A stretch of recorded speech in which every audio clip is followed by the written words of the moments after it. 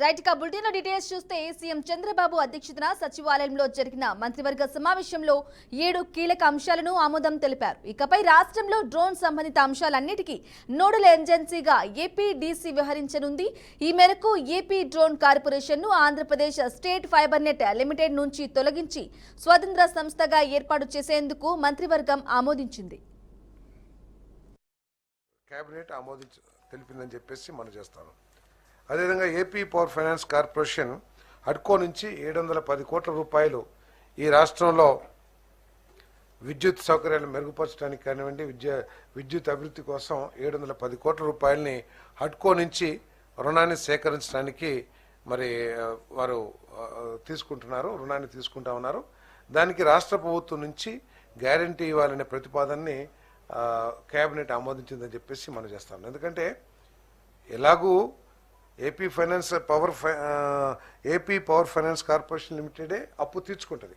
ఎందుకంటే it's revenue generating ఇది కాబట్టి. అయినా కూడా రాష్ట్ర ప్రభుత్వం గ్యారంటీ ఇచ్చినట్లయితే వడ్డీలో రాయితీ వస్తుంది కాబట్టి మనం రాష్ట్ర ప్రభుత్వం నుంచి గ్యారంటీ ఇస్తూ మంత్రిమండలి ఆమోదం తెలిపిందని చెప్పేసి నేను మనవి చేస్తాను. అదేవిధంగా ఎన్ఈసిఎల్ లిమిటెడ్, నవయుగ ఇంజనీరింగ్ కార్పొరేషన్ లిమిటెడ్, ఇదొక గత ప్రభుత్వ దుష్పరిపాలన పర్యవసానాలు ఏ విధంగా ఉంటాయో ముఖ్యమంత్రి గారు వైట్ పేపర్స్ ద్వారా కూడా తెలియచేయడం జరిగింది. దాంట్లో ఇది ఒకటి అడిషనల్గా కూడా అని చెప్పేసి మనం చేస్తాం. అంటే దీని గురించి కూడా చెప్పారు ముఖ్యమంత్రి గారు. ఈరోజు ఎన్ఈసిఎల్ని అర్ధంతరంగా, ఎందుకంటే ఒక పోలవరం లాంటి ప్రాజెక్ట్ని నిర్మించాలంటే కాంట్రాక్టర్ కానివ్వండి, ఎవరైనా కానివ్వండి, పెద్ద ఎత్తున మొబిలైజేషన్ ఎక్విప్మెంట్స్ కానివ్వండి, లేకపోతే మెన్ అండ్ మెషినరీ వెహికల్స్, చాలా పెద్ద యంత్రాంగాన్ని, మన యంత్ర పరికరాలని మొబిలైజ్ చేయాల్సిన అవసరం ఉంది. అదేవిధంగా దానికి కావాల్సిన అనేక ఎక్విప్మెంట్స్, ఇంపోర్టెడ్ ఎక్విప్మెంట్స్ ఉంటాయి, ఇండియన్ ఎక్విప్మెంట్స్ ఉంటాయి. వాటన్నిటి పర్చేజెస్. రెండు తెలుగు రాష్ట్రాల్లో సంచలనం రేపిన పాస్టర్ ప్రవీణ్ మరణంపై ముఖ్యమంత్రి చంద్రబాబు సంచలన వ్యాఖ్యలు చేశారు. రాష్ట్ర మంత్రివర్గ సమావేశంలో పలు రాజకీయ అంశాలపై సీఎం మాట్లాడారు. ముఖ్యంగా పాస్టర్ ప్రవీణ్ మరణించిన కేసులో ప్రభుత్వం అప్రమత్తంగా లేకపోతే తీవ్ర నింద కాయాల్సి వచ్చిందని చెప్పారు. కోడికత్తి, గులకరాయ్, బాబాయ్ హత్య కేసులు మాదిరిగా ఈ విషయంలోనూ టీడీపీపై నెట్టే ప్రయత్నం చేశారంటూ వైసీపీపై సీఎం చంద్రబాబు మండిపడ్డారు. ఇక పాస్టర్ ప్రవీణ్ మరణం విషయంలో ప్రభుత్వానికి చెడ్డ పేరు తేవాలని వైసీపీ చూస్తుందని సీఎం చంద్రబాబు ఆరోపించారు. ఇక ప్రవీణ్ మరణానికి సంబంధించి సీసీ కెమెరాల్లో ఒక్కో అంశం బయటకొస్తుందని చెప్పారు. ప్రవీణ్ డెత్ మిస్టరీ ఛేదనలో సీసీ కెమెరాలది కీలక పాత్రగా ముఖ్యమంత్రి అభిప్రాయపడ్డారు. ఇక మరోవైపు మంత్రులు, ఎమ్మెల్యేలు పల్లెనిద్ర చేసి ప్రజా సమస్యలను తెలుసుకుని పరిష్కరించాలని దిశానిర్దేశం చేశారు.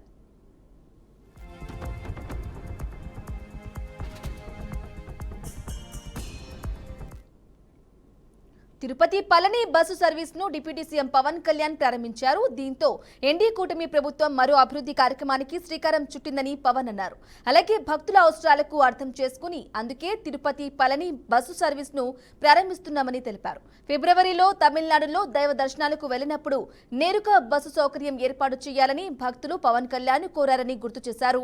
భక్తుల విజ్ఞప్తి మేరకు సీఎం చంద్రబాబు దృష్టికి ఈ విషయం తీసుకువెళ్లగానే ఆమోదించారని చెప్పారు.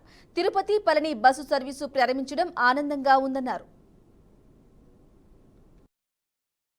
సుబ్రహ్మణ్యం గారు, మాకు ఇక్కడ సౌకర్యం లేదు, మాకు చాలా 2-3 బస్సులు మారాల్సి వస్తుంది, మీరు ఎట్లయినా కొంచెం దీన్ని చూడండి అంటే వెంటనే నేను మన రవాణా శాఖ మార్చులు మరి తెలియజేశాను మన రామప్రసాద్ రెడ్డి గారికి. వెంటనే మన ఆఫీస్ నుంచి మనస్ఫూర్తిగా వెంటనే దాన్ని అంటే చెప్పిన రిక్వెస్ట్ நீங்கள் ரிக்வெஸ்ட் சொன்ன உடனே ஒரு அதுக்கு ஈவினிங் சாங்ஷன் ஆயிடுச்சு.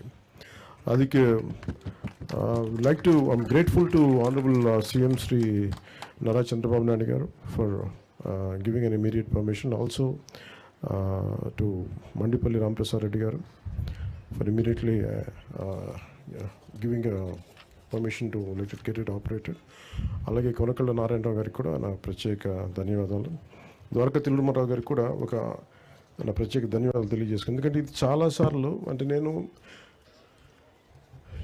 ఈ ట్రైబల్ ఏరియాస్కి వెళ్ళినప్పుడు రోడ్లు ఎలా ఉండవు, చాలా సమస్యల మీద, జనవాణి సమస్యల మీద, కార్యక్రమాల మీద, అంటే ఎవరైనా ఏం కోరుకుంటామంటే ఒక సమస్య చెప్పిన వెంటనే పరిష్కారం తొందరగా వస్తే మనం ఆశిస్తాం. ఒకసారి మనసున్నా కానీ అన్నిసార్లు జరగదు.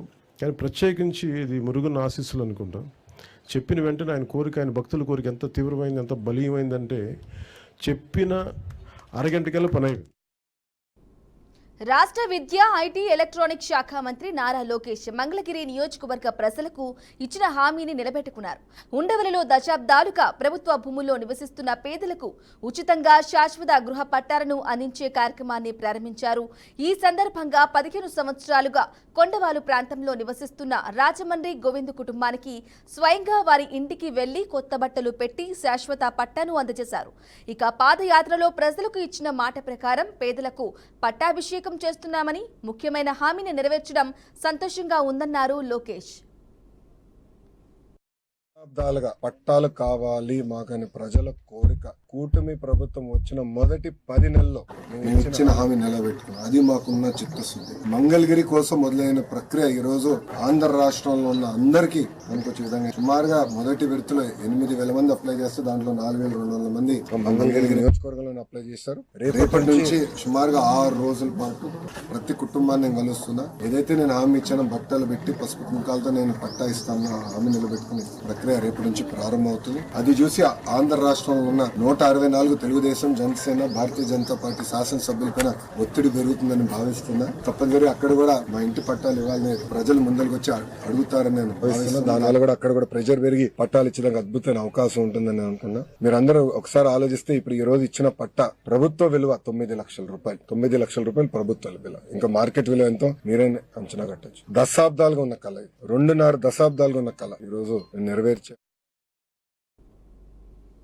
అనంతపురంలో రాప్తాడు ఎమ్మెల్యే పరిటాల సునీత మాజీ సీఎం జగన్ పై సంచలన వ్యాఖ్యలు చేశారు. తన భర్త పరిటాల రవి హత్యలో జగన్ కి కూడా పాత్ర ఉందని ఆరోపించారు. ఆ రోజు సిబిఐ జగన్ ని కూడా విచారించారని చెప్పింది. ఇక తోపుదుర్తి సోదరులు తమ స్వార్థం కోసం ఫ్యాక్షన్ ని రెచ్చగొడుతున్నారని విమర్శించారు. ఓబుల్ రెడ్డి, మద్దెల చెరువు సూరి కుటుంబాలను ఇందులో లాగుతున్నారని మండిపడ్డారు. ఇక వారి మాటలు నమ్మి ఈ కుట్రలో భాగస్వామ్యం కావద్దని కోరారు. అక్కడ సర్వే నంబరు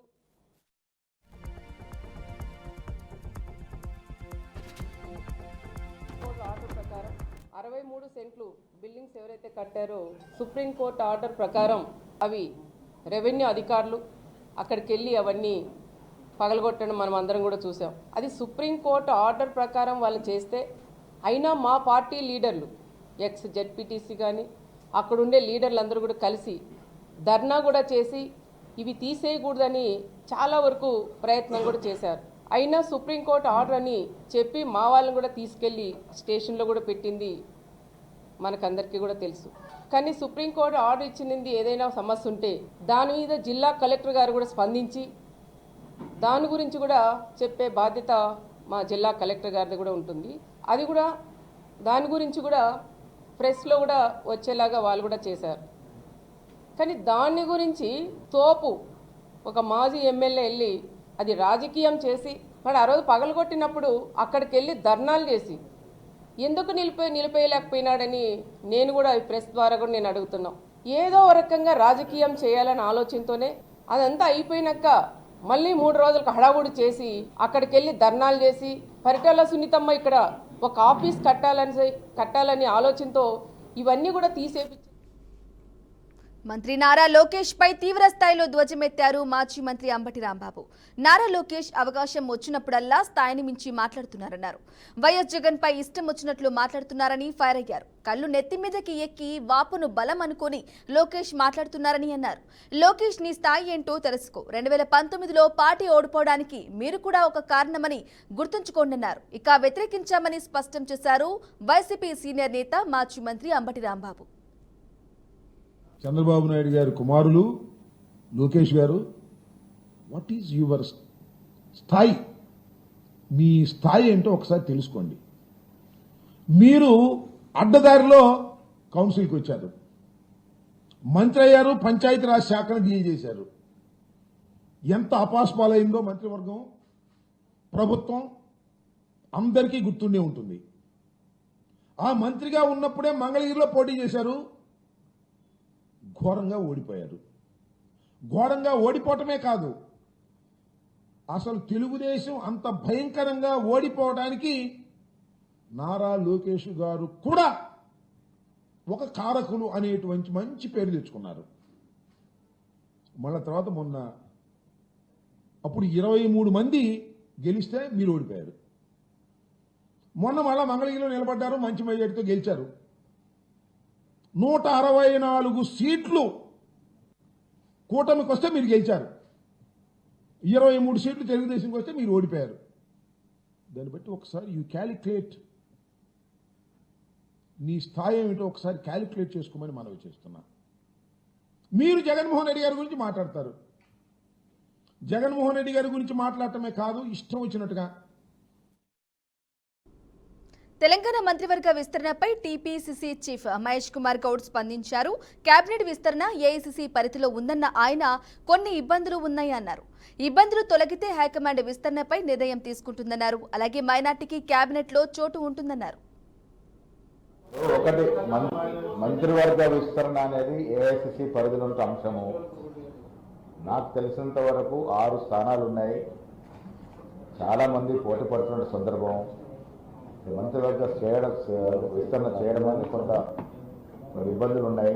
అతి త్వరలో తొలగిపోయి ఏఐసీసీ ఒక డేట్ను ప్రకటిస్తుందని ఆశిస్తా ఉన్నాం. లేదు, మేము చేసిన కసరత్తు, మేము ఇచ్చిన అభిప్రాయాలన్నీ తీసుకున్నారు. వ్యక్తిగతంగా మా అభిప్రాయాలు తీసుకున్నారు. అందరు మూకుమ్మడిగా మా అభిప్రాయాలు తీసుకున్నారు. అందరు అభిప్రాయాలు తీసుకున్న తర్వాత దాన్ని క్రోడీకరించి దాంట్లో నుంచి ఒక నిర్ణయం రావాల్సింది. అది ఏఐసీసీ తగు సమయంలో ప్రకటిస్తుంది. లేదా ఇప్పుడు ముస్లిం సాకుతో యావత్ దేశంలో ఉన్నటువంటి బీసీని, ముఖ్యంగా తెలంగాణ బీసీని అన్యాయం చేసే దిశగా బీజేపీ ప్రయత్నం చేస్తూ ఉంది. వారి చిత్తశుద్ధి లేదు కాబట్టి, ఒక సాకు కావాలి కాబట్టి ముస్లింలు అడ్డం పెట్టుకొని ముందుకు పోతా ఉన్నారు. ఒకటి మంత్రివర్గ విస్తరణ అనేది. కేంద్ర మంత్రి బండి సంజయ్ పై తీవ్ర స్థాయిలో మండిపడ్డారు మంత్రి పొన్నం ప్రభాకర్.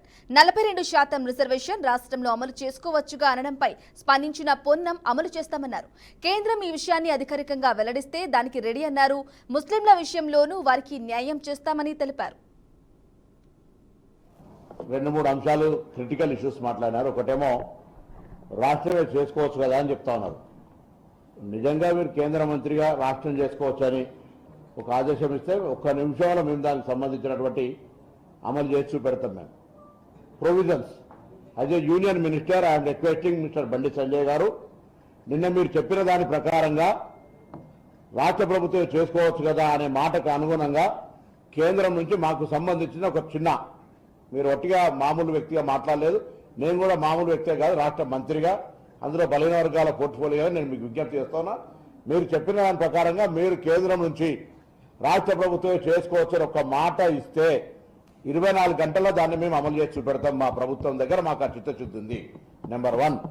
ఇవాళ బండి సంజయ్ గారు, కిషన్ రెడ్డి గారు, అరవింద్ గారు, లక్ష్మణ్ గారు, ఈటల రాజేందర్ గారు, వాళ్ళిద్దరు మంత్రులు, వీరు ముగ్గురు బలహీన వర్గాల బీజేపీ నాయకులు తెలంగాణ నుంచి ఇవాళ మాట్లాడుతూ ఉన్నారు. ముస్లింలకు సంబంధించి ఇప్పటిదాకా మీరు కూడా ముస్లింలకు సంబంధించి ఒకవేళ నిజంగానే మీరు అంత వ్యతిరేకంగా ఉంటే, ముస్లింలకు రిజర్వేషన్ వర్తించొద్దు భారతీయ జనతా పార్టీ నాయకత్వం అనుకుంటే, మీరు ఇస్తున్న 10% ఈడబ్ల్యూఎస్లో ముస్లింలు ఉన్నారు కదా, మీరే చట్టం చేశారు కదా 10%లో 10% ఈడబ్ల్యూఎస్లో ముస్లింలు కాదని మీరు రిజర్వేషన్ ఇస్తా ఉన్నారో చెప్పండి ధైర్యంగా. ఇలా 10% ఈడబ్ల్యూఎస్లో ముస్లింలు రిజర్వేషన్ ఇస్తూ, when you are giving 10% EWS reservation to EWS, the part of Muslim also there. ఇవాళ ఎందుకు మీరు దాని గురించి మాట్లాడతలేరు? మాట్లాడితే మీకు మళ్ళీ ఎంతసేపు పోతున్నా మతతత్వం. అరే మీరు ఆంధ్రప్రదేశ్లో పొత్తుంది, మీ రాజకీయంగా భారతీయ జనతా పార్టీ తెలుగుదేశం పొత్తున్న రాష్ట్రంలో కూడా ఇలా 4% రిజర్వేషన్ అమలవుతోంది. తెలంగాణలో బీసీలకు 42% రిజర్వేషన్లు ఇస్తామన్న దానిపై గవర్నర్ దగ్గర సంతకం పెట్టించి అమలుకి తీసుకురావాలన్నారు మాజీ మంత్రి శ్రీనివాస్ గౌడ్. కేబినెట్లో కూడా బీసీలకు 42% రిజర్వేషన్లు కల్పించాలని డిమాండ్ చేశారు. అంతేకాకుండా స్థానిక సంస్థల్లో కూడా ఆ వాటా దక్కేలా చూడాలన్నారు. తాము అసెంబ్లీలో మద్దతు ఇచ్చామని, రేపు పార్లమెంటుకు వస్తే అక్కడ కూడా మద్దతు ఇస్తామన్నారు. ఈలోగా ప్రభుత్వం చేతుల్లో ఉన్న కార్పొరేషన్ పదవులు, కేబినెట్ పదవుల్లో బీసీలకు 42% వాటా ఇవ్వాలని తెలిపారు. తెలంగాణ రాష్ట్రంలో కూడా 42% రిజర్వేషన్ ఇస్తా ఉన్నారు. మాకు చాలా సంతోషం. అందుకే అసెంబ్లీలో కూడా మద్దతు తెలపడం జరిగింది. మా బీసీ సంఘాలన్నీ కూడా కొట్లాడడం జరిగింది. నిరంతరం బీసీల గురించి తన జీవితాలను అర్పించినటువంటి అనేక మంది బీసీ నాయకులు కూడా ఒక మంచి శుభ పరిణామం అని చెప్పి వాళ్ళు కూడా అనేక రకాలుగా ఒత్తిడి అన్ని పార్టీలు కూడా తేవడం జరిగింది. మేము ఒకటే కాంగ్రెస్ పార్టీని మరి ఒకటే అడుగుతా ఉన్నాం, తొందరగా గవర్నర్ దగ్గర ఇంకా సంతకం కాలేదు, తొందరగా గవర్నర్ దగ్గర సంతకం పెట్టించి అఖిలపక్షాన్ని తీసుకొని రావాలి. రేపు మంత్రివర్గ విస్తరణ అవుతుంది, మీ చేతుల్లో ఉంది. మంత్రివర్గ విస్తరణలో కూడా 42% రిజర్వేషన్ ఇమ్మీడియట్గా ఇవ్వాలి. కార్పొరేషన్ చైర్మన్లు కూడా 42% రిజర్వేషన్ ప్రకారం ఇవ్వండి. ఎందుకంటే మీరు జాతీయ పార్టీ. రాహుల్ గాంధీ గారు కూడా కంచగచ్చిబౌలిలోని భూముల వ్యవహారంలో ప్రభుత్వ తీరుపై సుప్రీంకోర్టు తీవ్ర ఆగ్రహం వ్యక్తం చేసింది. తదుపరి ఉత్తర్వులు ఇచ్చేంత వరకు చర్యలు నిలిపివేయాలని తెలంగాణ ప్రభుత్వాన్ని ఆదేశించింది. సుప్రీంకోర్టు ఆదేశాల మేరకు తెలంగాణ హైకోర్టు రిజిస్ట్రార్ మధ్యంతర నివేదికను పంపారు. ఇక హైకోర్టు నివేదికను పరిశీలించిన జస్టిస్ గవాయ్ ధర్మాసనం చట్టాన్ని చేతిలోకి ఎలా తీసుకుంటారని ప్రభుత్వాన్ని ప్రశ్నించింది. ఇది చాలా తీవ్రమైన అంశమని పేర్కొంది. అత్యవసరంగా కార్యకలాపాలు చేపట్టాల్సిన అవసరం ఏంటని ప్రశ్నించింది. ఒకవేళ ఇది అటవీ ప్రాంతం కాకపోయినా చెట్లు కొట్టే ముందు సిఈసికి అనుమతి తీసుకున్నారా అని నిలదీసింది. అఫిడవిట్ దాఖలు చేయాలని రాష్ట్ర ప్రభుత్వాన్ని సుప్రీంకోర్టు ఆదేశించింది. తదుపరి విచారణను ఈ నెల 16కి వాయిదా వేసింది. అయితే 30 ఏళ్లుగా ఆ భూమి వివాదంలో ఉందని ప్రభుత్వ తరపు న్యాయవాదులు కోర్టు దృష్టికి తీసుకొచ్చారు. అటవీ భూములని ఆధారాలు లేవని కోర్టుకు తెలిపారు. తాజాగా మరోసారి ఇరువైపులా వాదనలు విన్న ధర్మాసనం ప్రభుత్వం చర్యలు అన్ని నిలుపుదల చేయాలని ఆదేశించింది.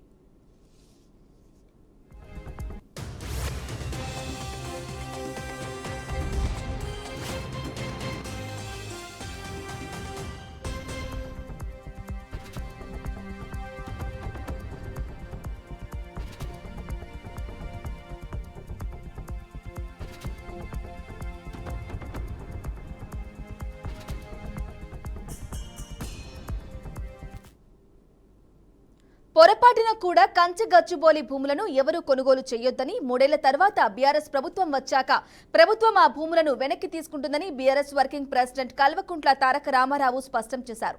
400 ఎకరాల్లో అతిపెద్ద ఎకో పార్క్ ని ఏర్పాటు చేసి హైదరాబాద్ ప్రజలు హెచ్సియు విద్యార్థులకు కానుకగా ఇస్తామన్నారు. ఇక తమ పార్టీ తరపున ఓ మాట ఇస్తున్నామని తెలిపారు. 3 ఏళ్లలో ప్రభుత్వంలోకి వస్తున్నామని ధీమా వ్యక్తం చేశారు. That 400 acres which this government is eyeing like a real estate broker, ఆ 400 ఎకరాలను ఎట్టి పరిస్థితుల్లో, ఇది కేసీఆర్ గారి మాట, మా పార్టీ మాట, మా పార్టీ తరఫున మేము మాటిస్తున్నాం, 3 ఏళ్లలో మేము ఖచ్చితంగా మళ్ళీ ప్రభుత్వంలోకి వస్తున్నాం. ప్రభుత్వంలోకి వచ్చిన తర్వాత మేము ఆ 400 ఎకరాలని మొత్తం హైదరాబాద్లో, మొత్తం తెలంగాణలోనే అతి పెద్ద ఈకో పార్క్గా ఏర్పాటు చేస్తాము. ఇప్పుడే నేను స్పష్టంగా చెప్తా ఉన్నా, ఈరోజు ఎవరైనా రేవంత్ రెడ్డి విసిరే బిస్కెట్లకు ఆశపడి, రేవంత్ రెడ్డి చెప్పే మాటలకు ఆశపడి ఆ ల్యాండ్ 1 ఇంచ్ ఎవరన్నా కొనుక్కున్నా మళ్ళీ కుండ బద్దలు కొట్టినట్టు చెప్తున్నా, మమ్మల్ని తర్వాత అనొద్దు. ఖచ్చితంగా ప్రతి ఇంచ్ తిరిగి వెనక్కి తీసుకుంటాము. ఒక అద్భుతమైన ఈకో పార్క్, ఎట్లా అయితే ఒక సెంట్రల్ పార్క్ ఉంటుందో మ్యాన్హాటన్లో, ఆ స్థాయిలో ఒక అద్భుతమైన ఈకో పార్కును హైదరాబాద్ ప్రజలకి గిఫ్ట్గా అందిస్తాము. అటు సెంట్రల్ యూనివర్సిటీ విద్యార్థులకు ఆ గిఫ్ట్గా ఉంటుంది, హైదరాబాద్ ప్రజలకు కూడా ఇది ఒక గిఫ్ట్గా ఇస్తాము. ఇది మా కమిట్మెంట్, ఇది మా బాధ్యత. హైదరాబాద్ ప్రజలు మా ఓట్లేసి గెలిపించారు. మొన్నటి ఎన్నికల్లో కూడా ఏకపక్షంగా కాంగ్రెస్కి 1 సీట్ ఇవ్వకుండా గెలిపించారు. So we are committed to protecting environment in the city of Hyderabad, in the state of Telangana. ఆ 400 ఎకరాలు పొరపాటున కూడా ఎవరు కొనవద్దు. కొంటే మీరు నష్టపోతారు. మమ్మల్ని తర్వాత తప్పుపడ్డద్దు. ప్రభుత్వంలోకి వచ్చిన తర్వాత కాదు, 3 ఏళ్ల ముందు చెప్తున్నాము. మమ్మల్ని తర్వాత అనవద్దు. ముందే చెప్తున్నాము, ఈ ప్రభుత్వం రియల్ ఎస్టేట్ విస్తరణ కాంక్షతో పనిచేస్తోంది. మేము మాత్రం భవిష్యత్ తరాల కోసం ఆలోచిస్తున్నాము. పొలిటీషియన్. హెచ్సియు భూముల వివాదంపై బీఆర్ఎస్ వాళ్ళు ముసిరి కన్నీరు కారుస్తున్నారని మెదక్ ఎంపీ రఘునందన్ రావు అన్నారు. ఉస్మానియా యూనివర్సిటీ భూములు తీసుకుని డబుల్ బెడ్రూమ్ ఇళ్లు కడతానని అప్పట్లో కేసీఆర్ అన్నారని గుర్తు చేశారు. కేటీఆర్ పై విమర్శలు చేశారు. 10 ఏళ్లలో ఉస్మానియా యూనివర్సిటీ హెచ్సియుకు వెళ్లి విద్యార్థుల కష్టాలు అడిగావా కేటీఆర్ అని మండిపడ్డారు. పిన్నమ్మ అమ్మ చనిపోయిన తర్వాత పిన్నమ్మకు బంగారు గాజులు చేపిస్తా అని చెప్పినట్టు యువరాజు కూడా హైదరాబాద్ సెంట్రల్ యూనివర్సిటీ భూముల మీద మాట్లాడుతున్నాడు. ఉస్మానియా యూనివర్సిటీకి మీ నాయన పోయి ఉస్మానియా యూనివర్సిటీ జాగాలు తీసుకొని అలా డబుల్ బెడ్రూమ్ ఇల్లు కడదామన్న రోజు నోరు మెదిపినటువంటి అప్పటి ఐటీ మంత్రి, ప్రస్తుత యువరాజు వర్కింగ్ ప్రెసిడెంట్ ఇవాళ వచ్చి హైదరాబాద్ సెంట్రల్ యూనివర్సిటీ మీద మొసలి కన్నీరు గారుస్తున్నాడు. 10 సంవత్సరాలు అధికారంలో ఉన్నప్పుడు మీరు ఎప్పుడన్నా సెంట్రల్ యూనివర్సిటీకో ఉస్మానియా యూనివర్సిటీకో పోయి పేద విద్యార్థుల కష్టాలు ఏంది అని ఎన్నడన్నా ఆలోచించినవా యువరాజు అని అడుగుతున్నా. ఇవాళ వచ్చి నంగనాచి కబుర్లు మేం కాపాడుతాం. మరి అడుగుతారు కొంతమంది మీడియా మిత్రులు, రోడ్ వేసిన రోజు ఏ గుడ్డి గాడిదలకి పనులు తోమైతే అందుకోండి కేటీఆర్ అని అడుగుతుండు. దానికి సమాధానం చెప్పాలి ఇవాళ కేటీఆర్ గారు. అందుకనే టీఆర్ఎస్ ఎలియాస్ బీఆర్ఎస్ అనేటువంటి పార్టీకి హైదరాబాద్ సెంట్రల్ యూనివర్సిటీ భూముల మీద మాట్లాడే నైతిక హక్కు లేదనేది నేను చాలా స్పష్టంగా చెప్పదలుచుకున్నాను. 10 ఏళ్లు దుప్పటి కప్పుకొని పడుకొని 10 ఏళ్లు యూనివర్సిటీకి రానోడు ఇవాళ వచ్చి యూనివర్సిటీ గురించి నీతులు మాట్లాడడం అనేది దయ్యాలు వేదాలు వాళ్ళు ఇచ్చినట్టు ఉంటుంది. అందుకనే TRS alias BRS Hess lost its credibility. విద్యార్థులు నమ్ముతలేరు, వాళ్ళని ఎవరు నమ్ముతలేరు. అమ్మ బతికినప్పుడు అన్నం పెట్టలేనోడు, అమ్మ చనిపోయిన తర్వాత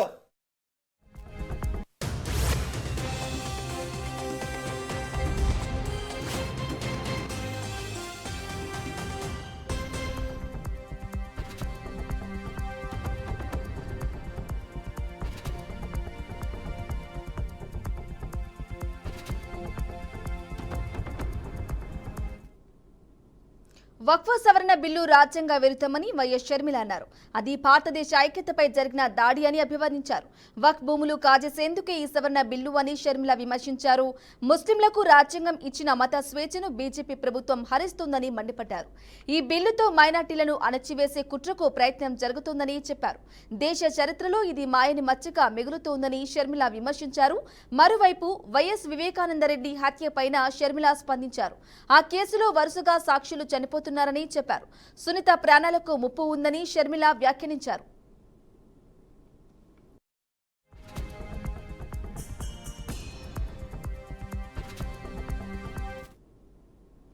ఆంధ్రప్రదేశ్, తెలంగాణ రాష్ట్రాల్లోని పలు ప్రాంతాల్లో భారీ వర్షాలు కురిశాయి. ఈ క్రమంలో హైదరాబాద్ నగరాన్ని వాన ముంచెత్తింది.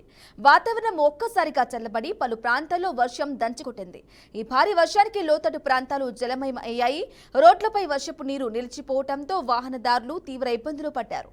పలు చోట్ల ట్రాఫిక్ జామ్ ఏర్పడి ప్రజలు ఇళ్లకు వెళ్లేందుకు నానావస్థలు పడ్డారు. కాగా పలు ప్రాంతాల్లో మళ్లీ వర్షం కురిసే అవకాశాలు కనిపిస్తున్నాయి. అటు విజయవాడలోనూ వర్షం దంచుకొట్టింది.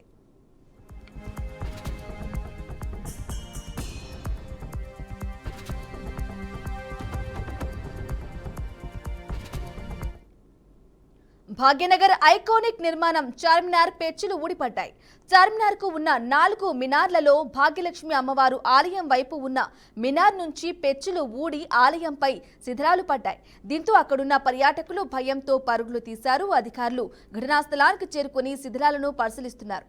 అయితే గతంలోనే పెచ్చులు ఊడితే మరమ్మతులు చేశారు అధికారులు.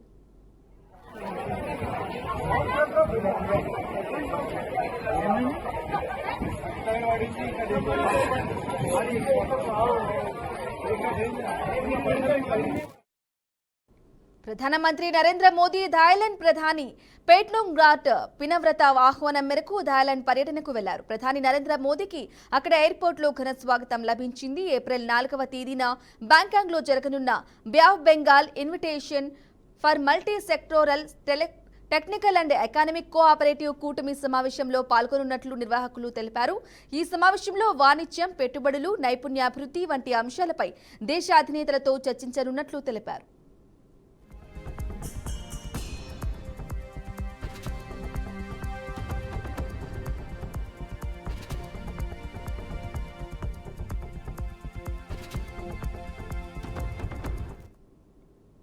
ఢిల్లీ హైకోర్టు న్యాయమూర్తి యశ్వంత్ వర్మ ఇంట్లో భారీగా నగదు దొరకడంపై దేశవ్యాప్తంగా తీవ్ర కలకలం రేపింది.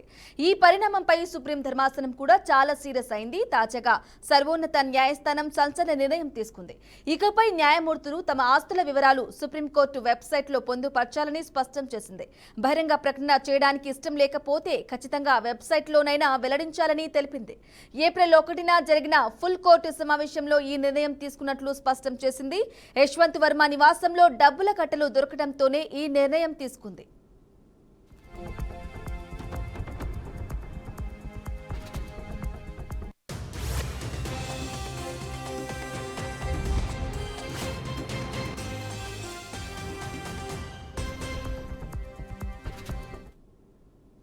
లోక్సభలో వక్ఫ్ సవరణ బిల్లు ఆమోదం పొందడంపై కాంగ్రెస్ అగ్ర నాయకురాలు సోనియా గాంధీ తీవ్రంగా స్పందించారు.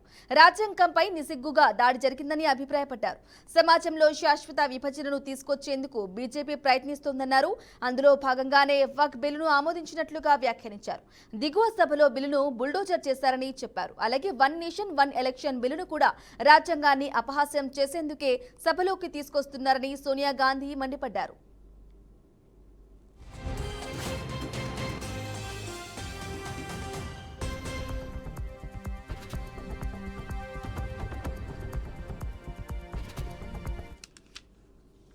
లోక్సభలో రాహుల్ గాంధీ కీలక వ్యాఖ్యలు చేశారు. 4000 స్క్వేర్ కిలోమీటర్ల భారత భూభాగాన్ని చైనా ఆక్రమించిందని ఆరోపించారు.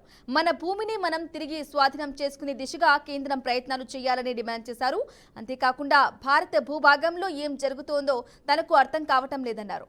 మన భూమి మనకు వచ్చేలా రాష్ట్రపతి ద్రౌపది ముర్ము, ప్రధాని మోదీలు చైనా అధ్యక్షుడు షీ జిన్పింగ్ కు లేఖ రాయాలని ఆయన పేర్కొన్నారు. భారత్పై అమెరికా 26% సుంకాలు విధించింది. దీనిపై కేంద్రం సమాధానం చెప్పాలని అన్నారు.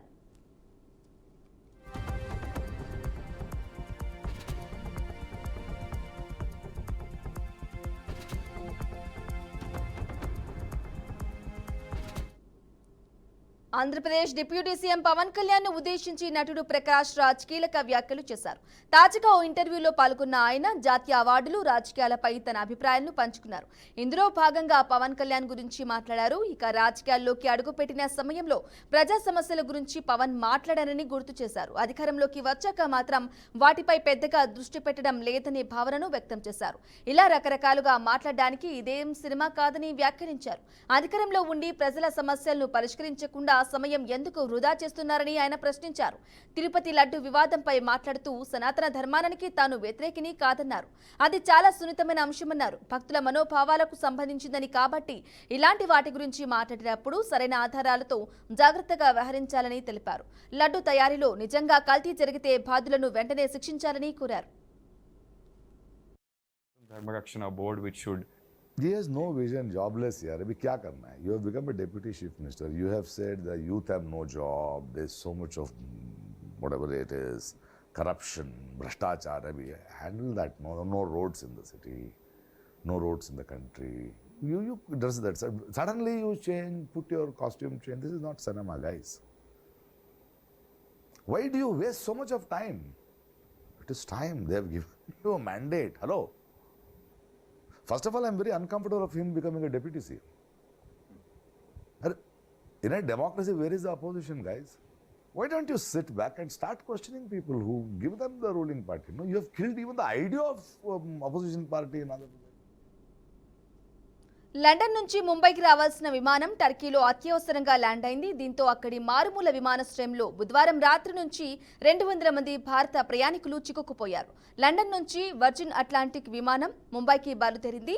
మెడికల్ ఎమర్జెన్సీ కారణంగా టర్కీలోని మారుమూల ప్రాంతంలోని దియార్ బకీర్ ఎయిర్పోర్ట్లో ల్యాండ్ అయింది. అయితే ల్యాండ్ అయ్యే సమయంలో సాంకేతిక సమస్య తలెత్తిందని ప్రయాణికులు చెప్పారు. దీంతో దాదాపు 20 గంటలుగా ప్యాసింజర్లు అక్కడే చిక్కుకుపోయారు. వారిలో 200 మందికి పైగా భారతీయులు ఉన్నారని తెలిసింది. అయితే తిరిగి వారు ఎప్పుడు గమ్యస్థానం చేరుతారనే దానిపై స్పష్టత లేదు. ప్రత్యామ్నాయ ఏర్పాట్ల గురించి విమానయాన సంస్థ నుంచి ఎలాంటి ప్రకటన రాలేదు. ఇవి updates. Keep watching BRK news Telugu సత్తా.